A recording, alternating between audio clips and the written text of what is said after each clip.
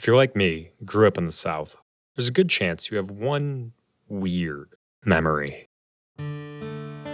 You're sitting in the back seat while your parents drive the 2 or so hours to your grandparents' house in rural Alabama. You stare out the window, bored, watching the trees and power lines go by. You watch the cow pastures and beautiful hills, and, well,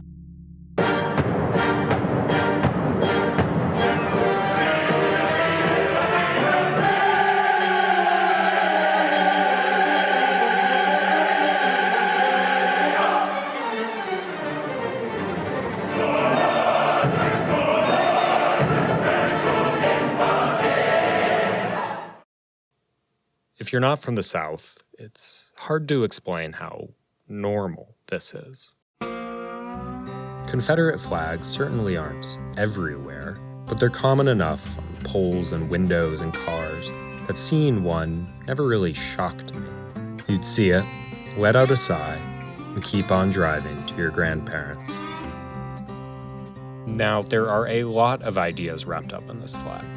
For example, racism, but also the idea of the lost cause. The lost cause argues a lot of things. It argues that the Confederacy was fighting a defensive war, a war of northern aggression, that the conflict was actually about states' rights, that slaves were actually happy. This is, of course, bullshit. The lost cause is not an interpretation of history. It's propaganda pushed by novels and films, folk songs, textbooks, school curriculum, monuments. Historian David Blight calls it one of the most highly orchestrated grassroots partisan histories ever conceived. Of course, the fact that it's bullshit hasn't stopped it from being used against everything, from the civil rights movement to public school curriculum back in Florida, where I went to high school. But there's one aspect of the lost cause that is more subtly sinister. It even as the ideas have become discredited by both historians and the wider public, there's one part that's remained just stubborn, and that's the idea of the honorable defeat. The idea goes that the war wasn't really fair. The Union was more industrialized, had more men, played dirty. Southern soldiers, by contrast, were young boys simply defending their way of life. They were compared to American revolutionaries and mythologized as more skilled, heroic, and honorable than the Yanks. As one fan wrote in 1903, Confederate soldiers lost their young, noble lives to defend the sweetest land on earth from degradation. And the fact that the Confederacy, lost, only emboldened this idea. They weren't just heroes now, but martyrs who had been brave enough to fight an impossible war. When General E. Lee surrendered at Appomattox Courthouse, he wrote, "After 4 years of arduous service, marked by unsurpassed courage and fortitude, the Army of Northern Virginia has been compelled to yield to overwhelming numbers and resources." Speaking of Lee, he and other generals, like Stonewall Jackson, were pushed as saint-like figures, admired by both sides for their honorable character and military skill. You can criticize the ethics of the war, but the generals were good men simply serving their duty. Blight writes that one popular post-war story involved Lee riding his horse through a northern state when a young girl looked up at him and said, "I wish he was ours." It's good to know fake Twitter stories existed, even in 1870.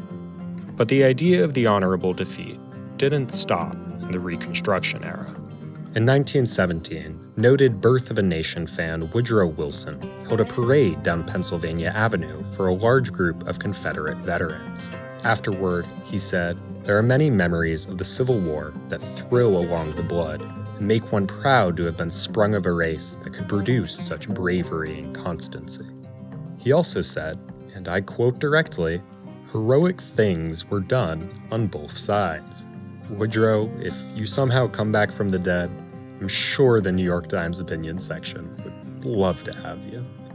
After that speech, from 1918 to 1940, a total of 10 military bases, all in the South, were named after Confederate generals. And while in 2023, all existing bases with Confederate names were renamed to honor service members who weren't traitors, like many other things, this was ruined in 2025. The Trump administration reverted the names and sidestepped the law by claiming the bases now honored different individuals who just happened to share names with Confederate leaders. And while I have little faith that the administration actually cares about history, the move is in line with America's strange honoring of these soldiers. For most of the 20th century, historians wrote about the Civil War with a kind of reverence for Confederate generals. And almost every time there's an effort to remove monuments or rename institutions, the same defense appears. Whatever the Confederacy stood for, its soldiers and generals were honorable men deserving of respect. When activists renewed efforts to remove Confederate flags and street names from around Stone Mountain in Georgia, a truly massive relief of Lee, Jackson, and Confederate President Jefferson Davis, the same old arguments came rolling in. One man, who said that two of his ancestors had fought under Jackson, told ABC News, "Stone Mountain is intended to be a memorial to the sacrifices of the people of Georgia in particular, but also the South in general, and the establishment of a Southern Republic. The sacrifices that were made were tremendous." Almost every other bullshit element of the Lost Cause myth has been widely rejected, yet the honorable defeat remains, if not popular, at least relevant. Which of course begs the question, is it bullshit? Sorry. Yes. The South did not fight an impossible war with great skill and honor. They fought a fair war badly, with immense cruelty. Generals like Lee were not admirable men, aware of the ills of their society, but reluctantly fighting for their home. Lee was the spitting image of a Southern slave-holding aristocrat who made it a policy for his army to perform slave hunts in occupied northern states. Nor was Lee the mythic military genius that history has made him out to be. Lee fought a defensive war aggressively. His engagement and refusal to withdraw at Gettysburg led to thousands of unnecessary casualties on his side, and his distaste of strategic planning isolated him, politically and logistically. And yes, when the war was clearly lost, Lee surrendered, but only after he dug in at Petersburg. In what many historians consider the first ever example of trench warfare, Lee fought a grueling 8-month battle that he knew from the start he would lose. He watched his men stack trenches with the dead bodies of their friends, watched them drown in 2 feet of mud. When fires broke out, men on both sides, trapped by the fortifications Lee had built, listened to the screams of their comrades as they burned alive. When Lee said that his soldiers possessed unsurpassed courage and fortitude, what he meant is that they died well. Of course, those soldiers were far from innocent. Most Confederate soldiers did not fight for honor. They fought for the institution of slavery, one that they directly believed in and benefited from. And even then, it was a weak belief. The 44th Virginia Infantry Regiment experienced a near 30% desertion rate due to lack of supplies and bad leadership. Stonewall Jackson made it a habit of executing men in front of their fellow soldiers to send a warning. Lawlessness and cruelty were the rule. When the Union was about to breach the Confederate capital of Richmond, Confederate soldiers burned their tobacco and food supplies. The civilian crowds, who had starved through most of the war while city officials held starvation balls, watched as piles of meats, flour, sugar, and coffee went up in flames. The fires quickly spread to homes, hospitals, businesses. The soldiers fled, burning bridges behind them. Only when Union troops arrived the next day were the fires extinguished. All of this unfolded while Confederate leadership bickered. Generals fought over meaningless rank. Jefferson Davis stalled, while his vice president planned a coup. There is no honor in this defeat. Every sacrifice made by a Confederate was done by a coward, ordered by a fool, and towards the goal of unimaginable cruelty. But like the rest of the Lost Cause, this mythologized memory has been pushed by propaganda. One of the greatest examples of this propaganda is the book and later movie Gone with the Wind. The 238-minute epic. Hang on, that can't be right. Oh my god, it is 238 minutes. Jeez. I can excuse the slavery apologizing, but get an editor. That's a joke, I can't excuse. Gone with the Wind is subtle in its propaganda. Rhett Butler initially rejects the war, but eventually joins the noble cause after witnessing the brutality of the Union. Meanwhile, Union soldiers are deserters and lecherous. The fact that this propaganda is more tame than, say, Birth of a Nation doesn't diminish its effectiveness. If anything, it improves it. Viewers in 1939 see the lack of overt racism and don't see the other lies they're being told.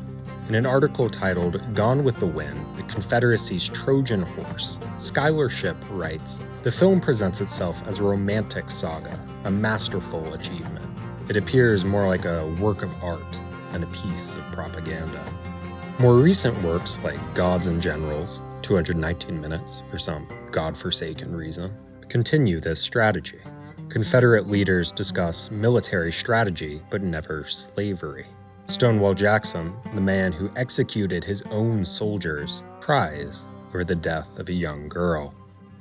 Critic Robert Jackson wrote, "Gods and Generals is all good guys and no villains. In fact, everybody is so good and decent that it's hard to tell where the generals leave off and the gods start." And film is just one medium of propaganda. In the 20th century, many military historians shifted focus from the political causes of the war to individual battles and tactics. The fact that most of these historians were from the South and forgot about the more brutal Southern strategies is not a coincidence. Hell, even statues are a part of this. You may have noticed that almost all Confederate monuments feature, well, a horse. The equestrian statue is a millennia-old artistic tradition, historically reserved for emperors and conquerors, figures like Napoleon or Marcus Aurelius. By placing Confederate generals in that same visual lineage, the monuments elevate them. They also distract from the politics of the war. Lee wasn't a morally dubious politician. He was a general. Just look at his horse. Meanwhile, Civil War video games often avoid the political context entirely, focusing just on mechanics.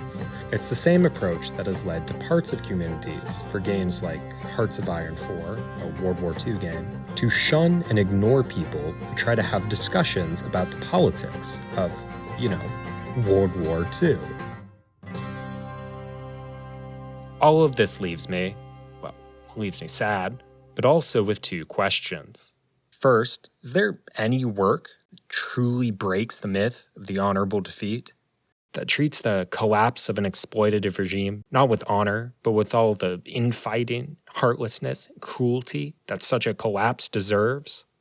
And second, what does all this have to do with Root, a 2018 board game designed by Cole Wehrle and published by Leader Games, follows another war, one that's, admittedly, a little cuter. In Root, various animal factions battle for control of the forest. The game is one of those board game mega hits, popular enough to breach the walls of your local Target. But if the game's tagline didn't tip you off that it has more than rabbits and raccoons on its mind, Wehrle's other works might. Pax Pamir follows the struggle between various colonial empires to control Afghanistan in the early 1800s, while John Company tasks players with running the actual East Indian Company, with all the unpleasantness that entails.